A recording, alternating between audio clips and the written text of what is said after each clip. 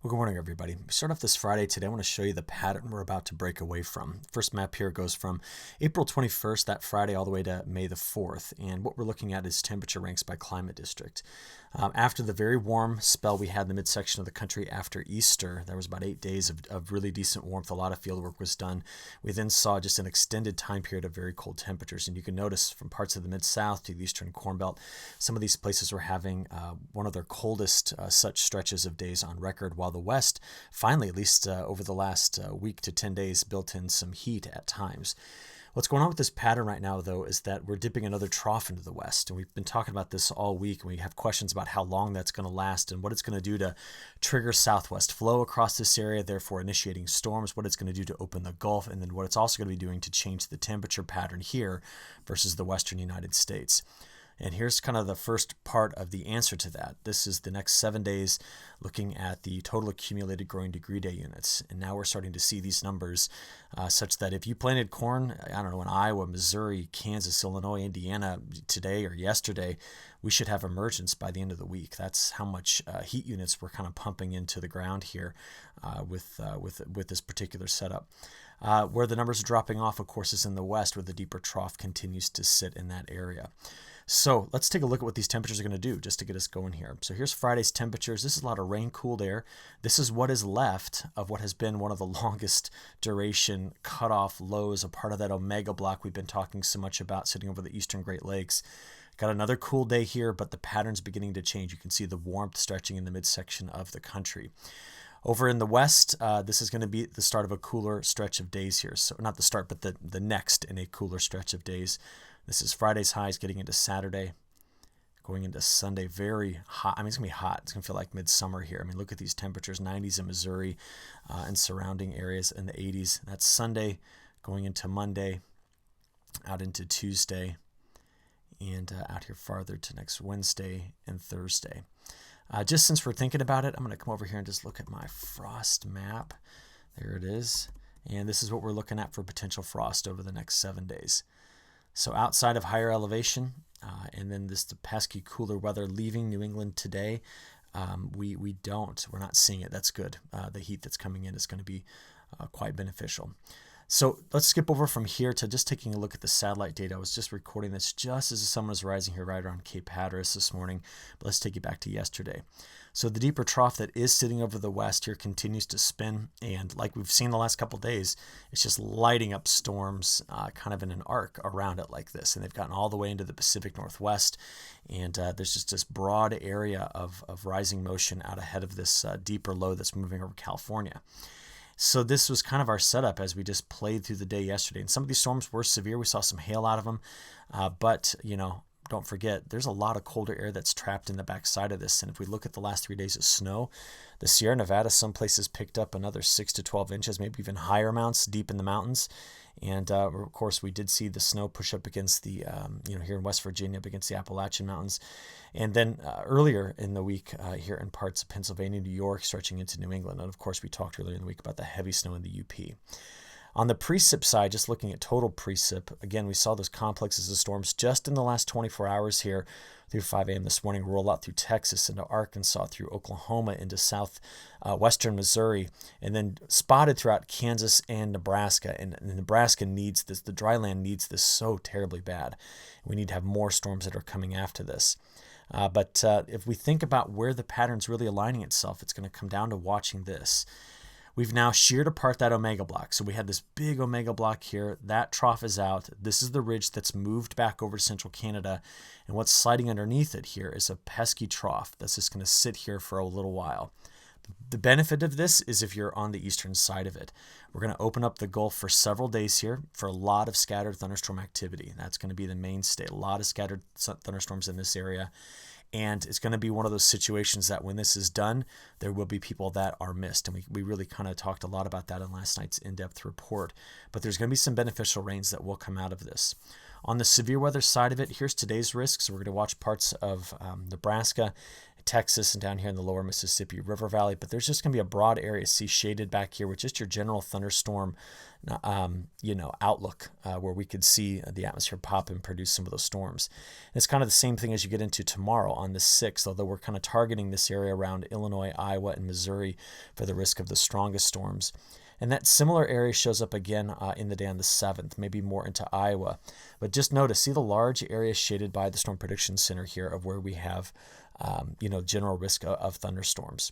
So let's just slide on into the high-res models here and start this off. How about 7 o'clock this morning? So widely scattered showers still on the leading edge of this first kind of wave that's ejected here. And you can still see the snow that's in the interior and the wetter conditions in the Pacific Northwest. So playing through the rest of the day, this is into this afternoon and this evening.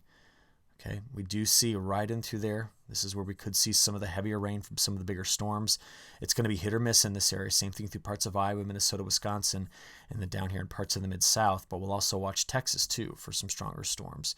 So this is tonight, playing through the overnight hours, getting into early tomorrow. So rain coming through South Dakota, maybe clipping parts of Minnesota and Iowa here through the early morning hours on Saturday. See it there?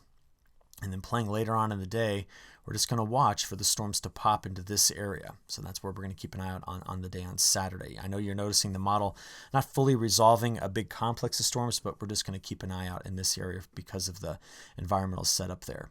Then playing into the overnight hours, scattered showers and storms move through this part of the country, so from Missouri up into Michigan. And then we also notice that while all of this has been going on, the West just continues to deal with the depth of that trough and the moisture that will be circulating around it. So that kind of takes us out here just through, midday on Sunday. And you notice the very scattered nature to these storms. It feels like we've just fully broken into a summer pattern. Weak boundaries. We're watching the outflow of storms, no deep lows outside of the thing that's in the west, of course. And that's why it's going to be difficult to kind of pin down who's going to get this rain and who is not. So a lot of you are going to open your favorite app or you're going to look at my site and you're going to see that there's a lot of these 30 to 60% chances of rain each day coming out of this. And why this is so critical is that if you go over that same time period I showed you the temperatures, this is now, again, April 21st until May 4th, we know that we've been extremely wet here in New England and parts of the Mid-Atlantic and down in the South, and that's really helped erode some drought concerns we had here. But where we've seen them really show up has been in this particular region and through here. And so this is an area that I'm going to continue to just give special attention because of how young the crop is here and the moisture it needs for germination. And we can look at this a lot of different ways. The last 30 days, this is what it looks like in terms of precipitation anomalies. So we have some places in here that are in that 10 to 20% range in terms of total precip. And then we look out here at the soil moisture. And again, these are areas where these values are down here in this 5 to 10% range. So we're just kind of identifying the area that is, I would just say, in most need of getting this precipitation. Now, one thing that did change in the models, this is from the WPC. Despite the risk of the storms in this area coming up this weekend, the models did back off in Iowa, parts of Illinois, and Missouri for the total rainfall. Remember that on this map from the WPC, I kind of draw it a little differently than the others. You can see here a hard contour at a 1/2 inch and another hard contour at 1.5 inches. And it is a bit surprising to see the model so aggressively go after heavier rains in Nebraska. We need to see this. This is desperately needed. Same thing for parts of Kansas, Oklahoma, Texas, and the Kentucky, Tennessee. We need this moisture in this area in a big way. It will be changing as we go into week 2, filtering better moisture, I think, down into parts of the Southwest as well out of this system. But also notice, look at Montana. Really quite impressive rainfall totals are possible here in a place that does need this. And if we pick up 1.5 inches, that's a lot of rain for this particular area going into spring. So we need to kind of add to this narrative a look at the ensemble predictions here. So I love showing you these maps. This is the chance, the probability of getting at least 1 inch out of this open Gulf situation over the next 10 days. And we continue to illustrate that there's this pocket in between that seems to be sitting on top of some dry ground that seems to be getting missed here overall. So what do we notice? The heaviest rains seem to be south, right here where the Gulf opens. In fact, here's the probability of 2 inches during that time frame. We have 70 to up to 100% chance of that down here in parts of the South and Mid-South. But overall, we would look at this and go, this looks fantastic, but I just know that there's going to be some winners and losers out of this with who gets the storms and who does not. Now, as we talked about in last night's in-depth report, the GFS models had a little bit of a kind of a struggle with this pattern adjustment. So I'm just going to show you the ECMWF this morning. We're going to pick this up midday later on today on Friday. So this is where we're going to start Friday afternoon. This is getting into Friday evening, playing through the overnight hours. This is, again, the model resolving the risk of those stronger storms here Saturday, then down over the lower Mississippi River Valley. We have the deeper trough in the west, keeping it quite unsettled. That rain then spreads this direction to the east on Sunday, but more chances of clusters of storms in those areas. So we're just going to have to watch this region very carefully throughout the entire weekend and see how we end up here on Monday. So speaking of Monday, this is Monday morning, playing through the day on Monday, getting us out there till Tuesday morning, and going on forward through the middle of next week. And you just notice there are rounds of storms, right? It's just what happens when there's an open Gulf, weak upper level flow. We're just going to get storms born on that. And the models are not going to do the best job resolving exactly where they're going to be. But it's just indicative of this. This is what we get out of this particular pattern. Now, I want to show you the pattern again because we need to know when it begins to break away from this big ridge over central northern Canada and the troughs in the west, because we got that through the weekend and into early next week. In fact, here, if you just notice going out to next Wednesday, still the southwest flow, the ridge opens up, the moisture comes in underneath this. But as we saw in the models in the in-depth report last night, getting out there about the 13th, 14th, 15th, interesting setup in the flow, doing something like this. Now, this will be better at returning moisture farther toward the Rocky Mountains. But as we discussed in spring northwest flow, like this tends to produce a drier signal in this area. If it was summer, if we were fully in a summer pattern, I would be talking about how amazing this is for summer crops. Just northwest flow coming out of the Canadian prairie initiates lots of storms in summer, but we're just not there yet. It's May. So what this is going to do is this is going to give us a situation where the west rebounds in temperatures. We switch away from what had been southwest flow. We still have it here, but in this area we get northwest flow, and in spring that's a drier signal. And that's why when you look out there at the week 2 pattern, we see drier north, wettest conditions are here in all 3 models, but I see this drier swath coming through here. And it just continues to build on some of the things we just recently this past week have been getting concerned about. So I'm just going to stress this again.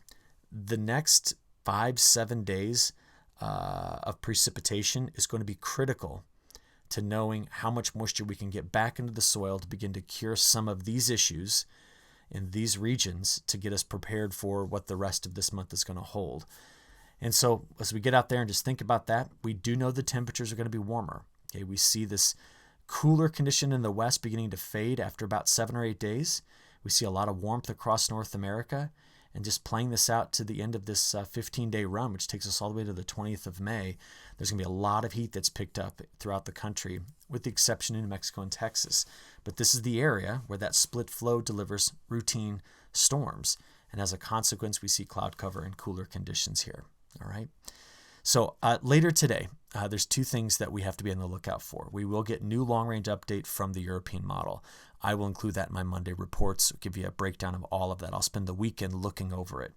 The other thing is we're going to get a new long-range update on El Nino. We're going to get some new information about that PDO signal we've been talking about, and we'll also get new CPC updates. So if you do get a chance, this is where I want you to go, CPC. They'll release their new outlooks, the longer range. We need to go check these out and see what they're showing us for these week 3, week 4 time period and the new 1 month. So be sure you check this website out. Last thing I want to do is give you an international update on temperatures. Still very hot throughout the Iberian Peninsula in this part of Africa. We're still cooler spring for parts of Ukraine. India is quite cold right now, and so is the interior of Australia. Temperatures in South America overall, we're quite warm in the interior, where we're also very dry this week. And remember, we've been talking about how the monsoon has really slowed down. It's not atypical of this time of year, but any late planted crop in this area, we could start to see some concern on. But you do notice very wet around the edge. But higher evaporation rates here in the central part of Brazil may be a signal toward, it may start to be, in effect, taking the very top end off of the yield. But notice, dry in the Iberian Peninsula. We're dry and cold now in parts of Ukraine. and the Russian wheat belt. And overall, that's kind of the way our international precipitation patterns are setting up. So I'll stop it there. Tell you all have a great weekend, and I'll talk to you again next week. Thanks.